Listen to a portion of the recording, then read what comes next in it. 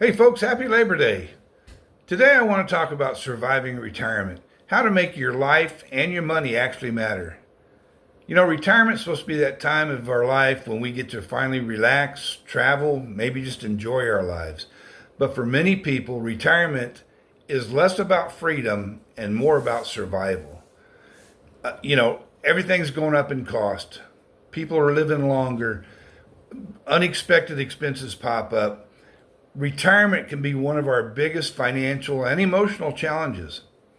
So let's talk about how to survive retirement, not just financially, but physically, emotionally, and even socially. Did you know the average American retires with less than $200,000 in savings? Around 40% of retirees rely almost entirely on Social Security. For a retired couple, your health care costs can exceed $300,000 over a lifetime. You know, retirement isn't just about not working, it's about managing your limited resources, adapting to rising costs, making lifestyle choices. All that's going to help stretch every dollar you've got. So, how do you make your money last and your life enjoyable? One, you have to know what your budget is. I've said it many times if you watch any of my other videos. You can't survive retirement if you don't know where your money's going. You have to create a clear, easy to understand budget that covers everything. The essentials, the housing, your food, healthcare, transportation. You even need to set a little bit aside for fun if you can afford to. You know, the simple rule is I heard the 50-30-20 rule. 50% of your income goes for essentials, 30% goes for your wants, and 20% goes into your savings. How do you do that? You can cut costs without cutting joy. If you're able to downsize your home, that's going to save you a lot of money right there. Consider going to a cheaper grocery store. A lot of people say Aldi's the place to go. I compared Aldi to Walmart. Walmart's 1 mile away from me. Aldi's 3 miles away from me.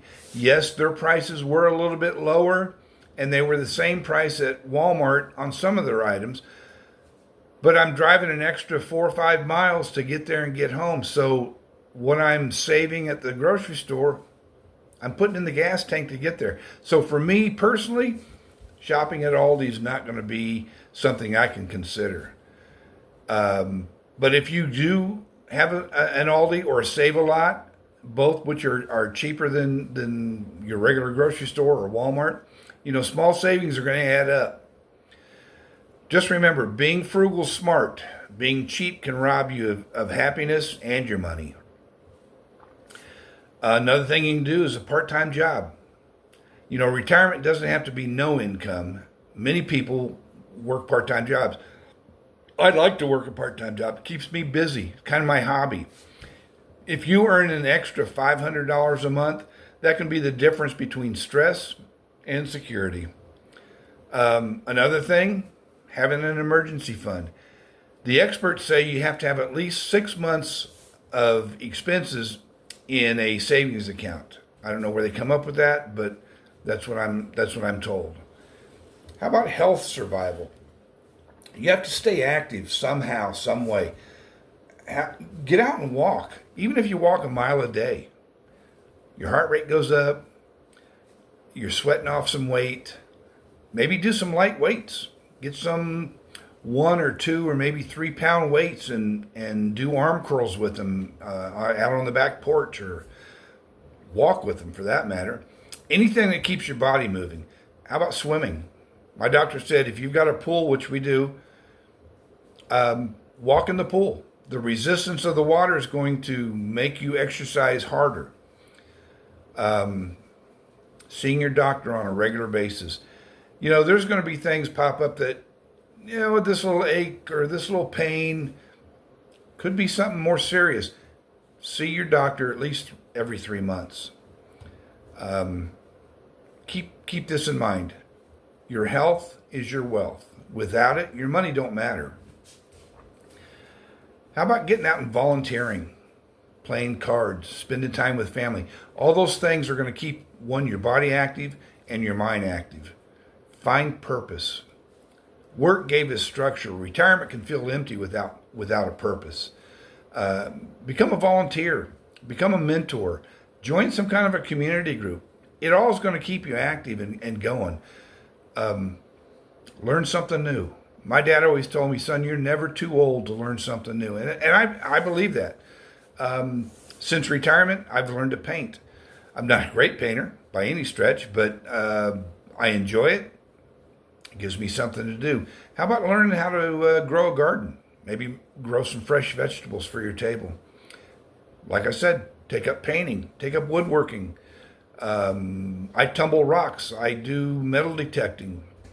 You take an online class. I took an online painting class even. Something else you can do is you can travel smart. You don't have to spend thousands to travel. Travel local. Go to art museums. Go to community centers. Go to state parks. Go to county parks. Just get out in the fresh air. Just have fun.